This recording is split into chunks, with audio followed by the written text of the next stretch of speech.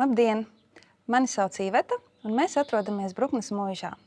Arī šogad mēs piedalīsimies māju kafejnīca dienās, ņemot vērā, ka pagājušajā gadā viesiem ļoti šeit patika. Un tad varam iet, un es jums parādīšu mūsu ēdienkarti.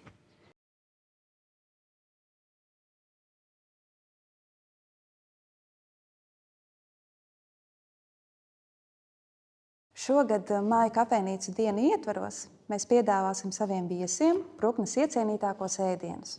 Tajā skaitā frikadeļu zupu un ogu desertu ar putukrējumu un svaigo sieru. Jāpiebilst, ka ēdienos, kurus mēs piedāvāsim savā ēdienkartē, visos tiks izmantoti dārzeņi un ogas, kuras mēs tepat audzējam un tepat arī novācam.